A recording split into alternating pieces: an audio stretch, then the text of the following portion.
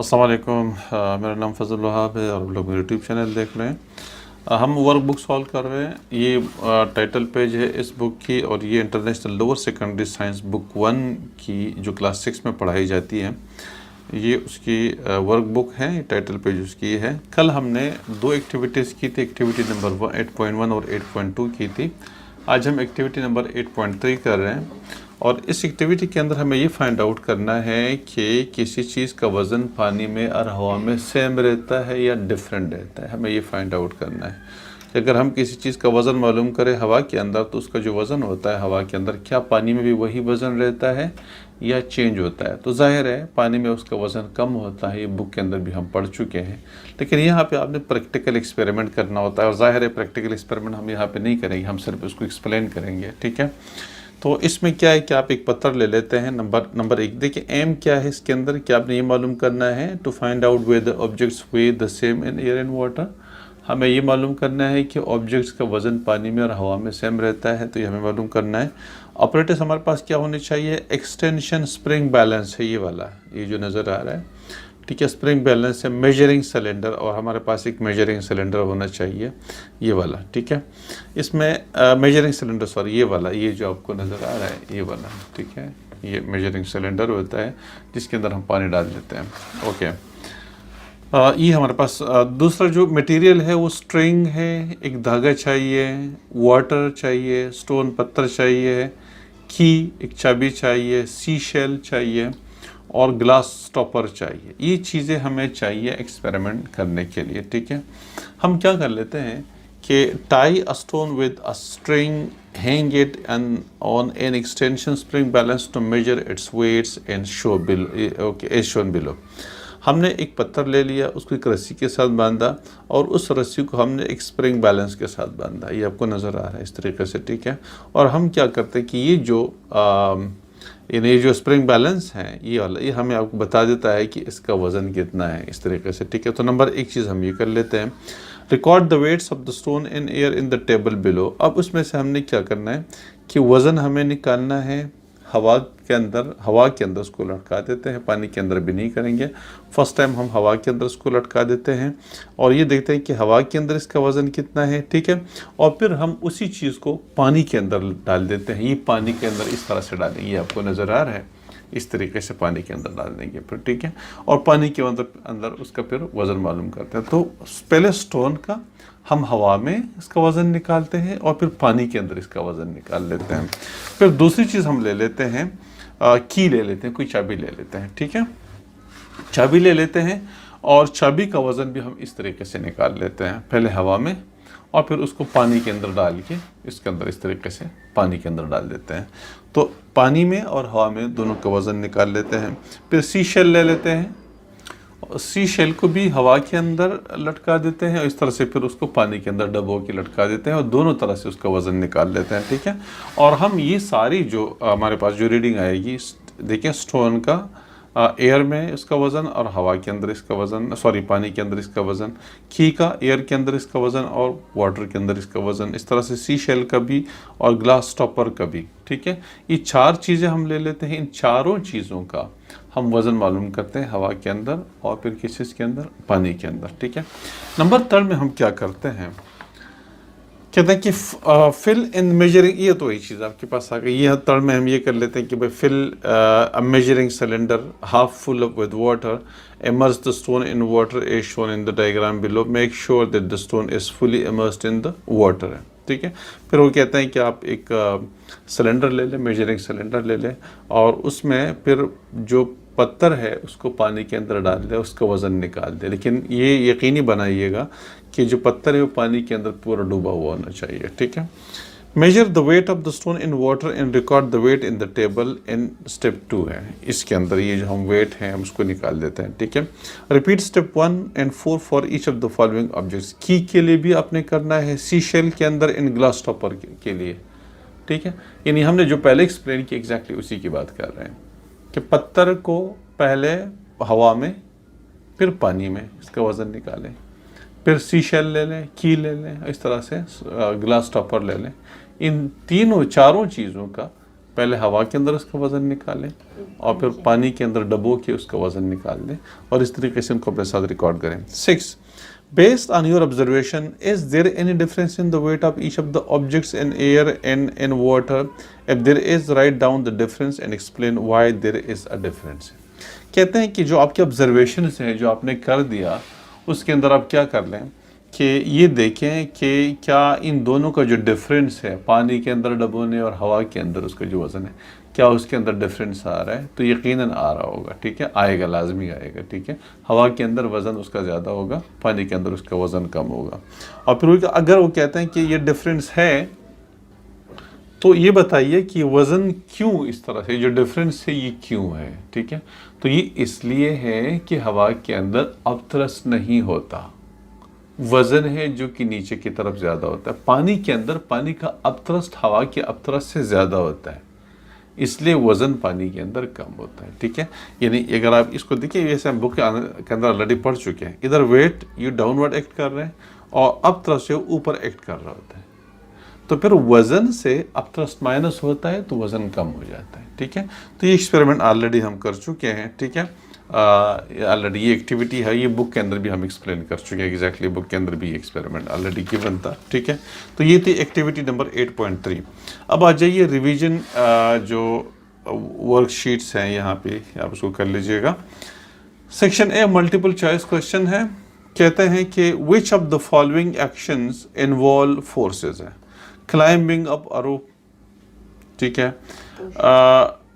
अच्छा, कहते हैं कि which of the following actions involve in forces, कौन कौन से हैं। क्लाइंबिंग ऑन अ रोप, रोप के ऊपर चढ़ना, यानी क्लाइंबिंग कहाँ है, क्लाइंबिंग अप अ रोप, रस्सी के ऊपर जो है चढ़ना, ठीक है। और दूसरा जो है tugging the string of a kite है, stepping on the dead leaf है, raising a flag up a flag post है। तो ये इनमें से कौन कौन सी, क्लाइंबिंग अप अ रोप, रस्सी के ऊपर चढ़ना, रस्सी के ऊपर चलते हैं, पुश करते हैं ना, रस्सी के ऊपर जो वॉक करते हैं, रस्सी के ऊपर वॉक करने का मतलब क्या है, ये अप अ रोप है ना, तो ये आपके पास ये पुशिंग है, ठीक है। रस्सी के ऊपर चलता है बंदा तो रस्सी को नीचे पुश कर रहा होता है, ठीक है। एक चीज, tugging the string of a kite, string of a kite को खींचना, जो स्ट्रिंग ऑफ काइट होती है, जो भी मांझा होता है, पता नहीं जो भी कहते हैं उसको खींचते हैं, तो पुल है ना, ठीक है। तो पहला पुश है, दूसरा पुल है, तीसरा stepping on a dead leaf, जो हाँ ये भी पुश है, मुर्दे पत्ते जो होते हैं, ठीक है ना, उसके ऊपर पाँव रखना, तो ये भी पुश है।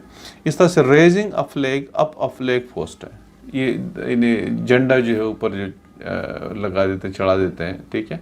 तो उसमें से रस्सी खींचते हैं और झंडा ऊपर की तरफ चला जाता है, ठीक है। तो फ्लैग पोल के पोस्ट के ऊपर हम जो झंडा लगा देते हैं, तो हम वहाँ पे क्या करते हैं, पुल करते हैं, उसको रस्सी को पुल करते हैं और जो झंडा है ऊपर चला जाता है, ठीक है। तो ये हमारे पास पुल है, ओके।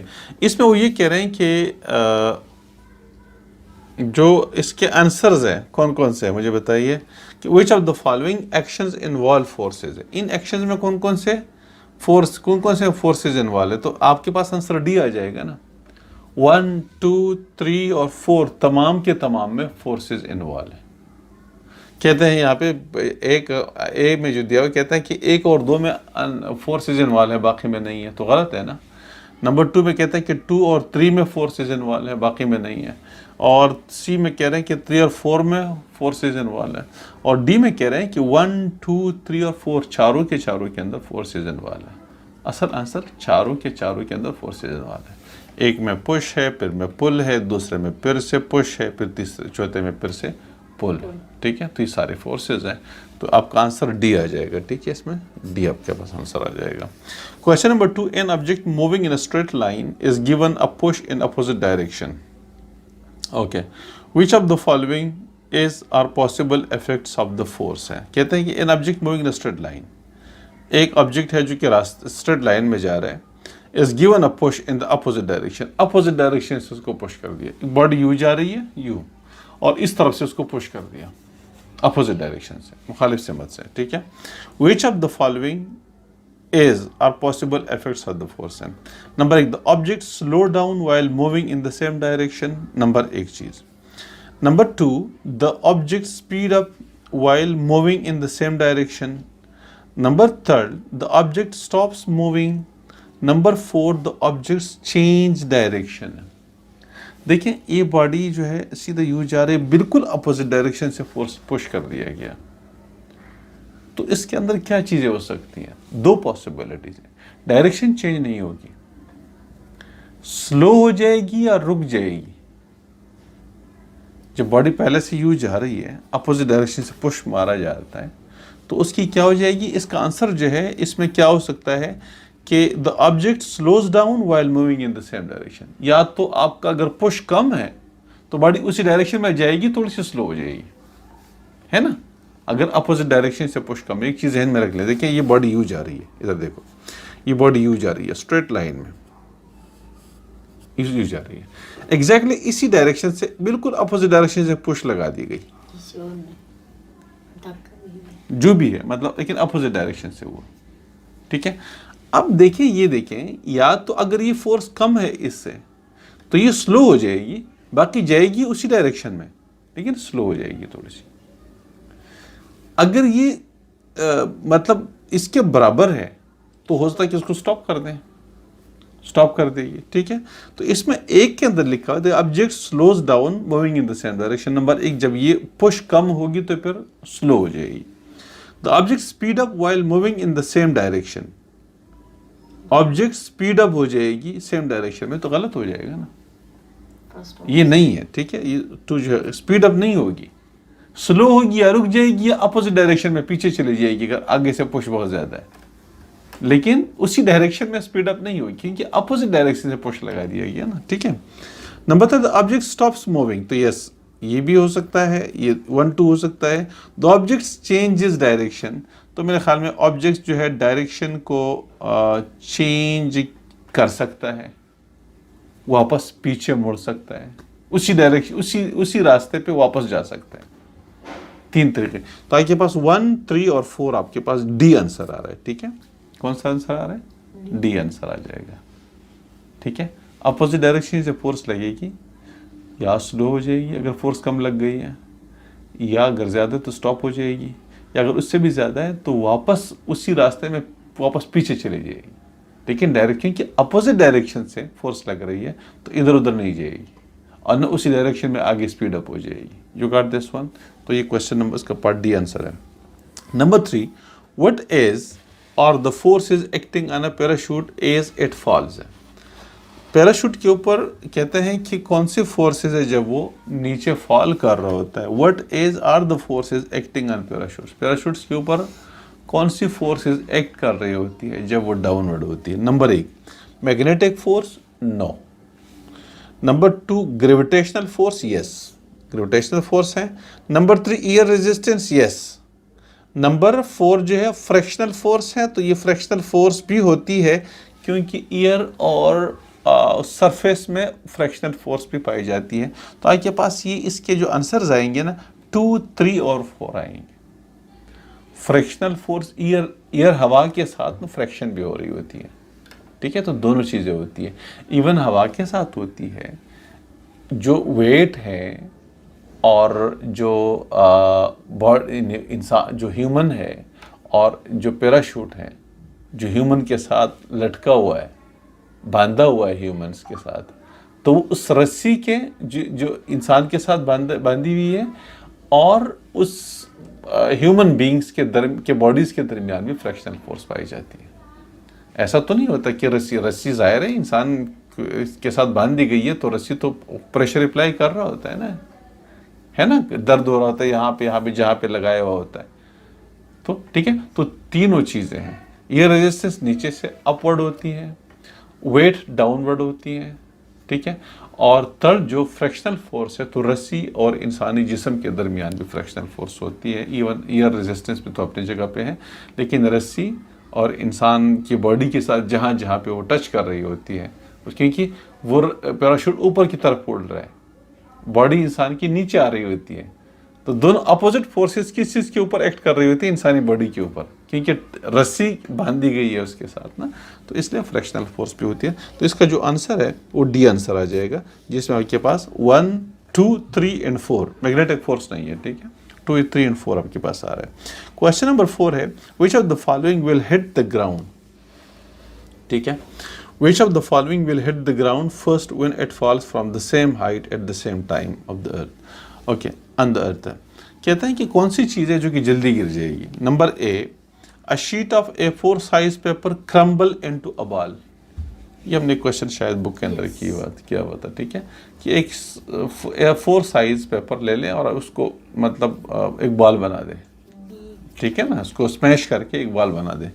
और नंबर बी है अ sheet of A4 size paper folded into half, आपने उसको हाफ कर दिया। ये क्वेश्चन ऑलरेडी हम कर चुके हैं।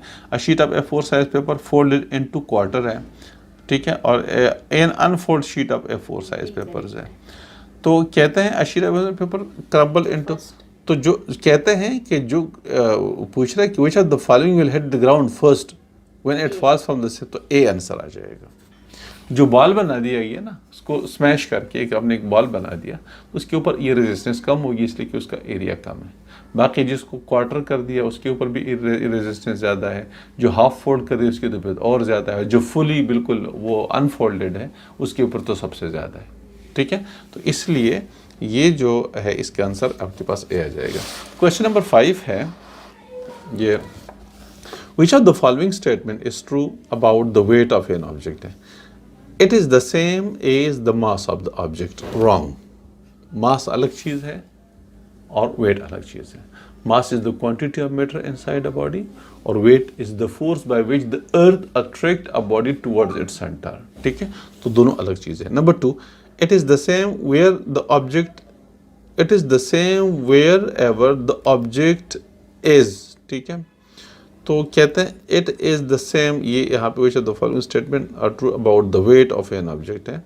it is the same where, अच्छा, कहते हैं कि वेट हर जगह पे सेम रहता है, जहाँ पर भी बॉडी होती है वहाँ पे सेम, तो ये गलत है, फॉल्स है। मून पर कम है, ज़मीन पर ज़्यादा है। इसके अलावा अगर आप इससे बड़े, जितने बड़े बॉडी के ऊपर आप जाएंगे, किसी प्लेनेट के ऊपर, कोई सैटर्न है, जुपिटर है, अगर कोई प्लेनेट बड़ा है तो उसके ऊपर वेट भी ज़्यादा होता है, अगर प्लेनेट छोटा है तो उसके ऊपर वजन कम होता है। तो वेट जो है कांस्टेंट नहीं रहता, मास कांस्टेंट रहता है, मास चेंज नहीं होता, वेट जो है कम ज़्यादा हो रहा होता है। जैसे मून है ना, मून के ऊपर कम हो जाता है इसलिए कि मून का साइज छोटा है, ठीक है।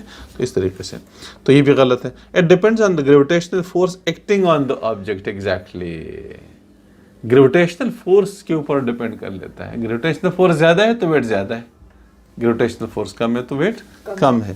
तो आपके पास 3 भी सही है। 4 को चेक करते हैं। It depends on the mass of the object. हाँ, ये भी सही है। अगर मास ज़्यादा है तो वेट ज़्यादा होता है, मास कम है तो वेट कम है। तो आपके पास 3 and 4 इज द आंसर है, ठीक है। ये डी आपके पास आंसर आ जाएगा, 3 and 4। मास ज़्यादा है तो वेट भी ज़्यादा होता है।